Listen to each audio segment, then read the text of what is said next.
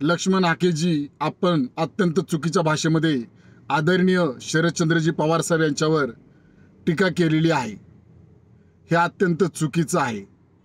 जरा महाराष्ट्र राज्याचा थोडा इतिहास समजून घ्या।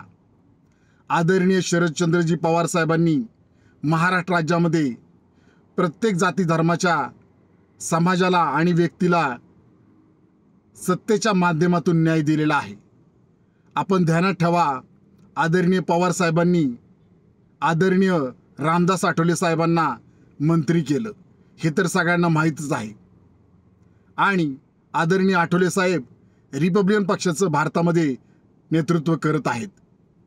मी पुढे जाऊन सांगतो, ज्यावेळेस महाराष्ट्र राज्यामध्ये औरंगाबाद विद्यापीठाला, मराठवाडा विद्यापीठाला डॉक्टर बाबासाहेब आंबेडकरांचं नाव देण्यात यावं अशी मागणी आंबेडकरी कार्यकर्त्यांनी केली, 17 वर्ष आंदोलन केलं, हे तर आपल्याला माहीतच आहे। परंतु याचं नामविस्तार आदरणीय पवार साहेबांनी करून डॉक्टर बाबासाहेब आंबेडकर विद्यापीठ असं मराठवाडा विद्यापीठाला नाव दिलं।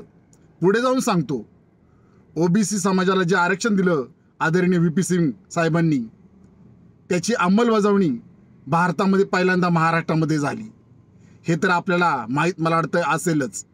परत स्थानिक स्वराज्य संस्थेमध्ये आदरणीय पवार साहेबांनी महिलांना 50% आरक्षण दिलं। आदरणीय पवार साहेबांनी बारामती येथे स्टेडियमला सुद्धा, क्रिकेट स्टेडियमला डॉक्टर बाबासाहेब आंबेडकरांचं नाव दिलं। आदरणीय पवार साहेबांनी नागपूर येथील विमानतळाला डॉक्टर बाबासाहेब आंबेडकरांचं नाव दिलं। आदरणीय पवार साहेबांनी प्रत्येक वेळी बहुजन समाजाला सत्तेच्या माध्यमातून न्याय देण्याचा प्रयत्न केला आणि दिला, हे सगळ्यांना माहीतच आहे। आणि तुम्ही बोलता आदरणीय पवार साहेबांनी महाराष्ट्र राज्याची वाट लावली। अहो, तुम्हाला लाज वाटली पाहिजे असं मला वाटतं। मला हे तुम्हाला बोलायचं नाही, परंतु बोलण्याची वेळ आलेली आहे। कारण तुम्ही भाजपाच्या आणि मनुवादी विचारसरणीच्या नादी लागलेला आहात। याच भाजपाने महाराष्ट्र राज्यामध्ये दलित आदिवासीचा निधी चोरला आणि लाडकी बहीण योजनेला दिला, हे तुम्हाला चांगलंच माहीत आहे। यावर तुम्ही प्रश्न सुद्धा उपस्थित केलेला आहे। परत पुढे जाऊन सांगतो, याच भाजपाने मराठा आरक्षण ओबीसी आरक्षणामध्ये वाद लावला, हे पण तुम्हाला माहीत आहे। याचा सुद्धा चांगलाच अभ्यास करा।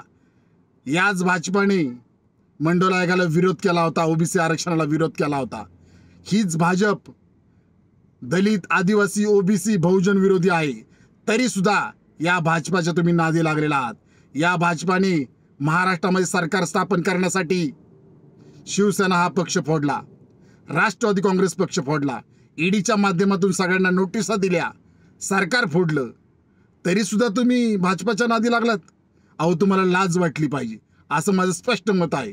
तुम्हाला सांगू इच्छितो, आदरणीय पवार साहेबांनी, शरद पवार साहेबांनी महाराष्ट्राची वाट लावली नाही, वाट लावली आहे महाराष्ट्राची ती भारतीय जनता पार्टीच्या नेत्यांनी आणि भारतीय जनता पार्टीच्या पक्षाने। हे कृपया आपण ध्यानात ठेवा।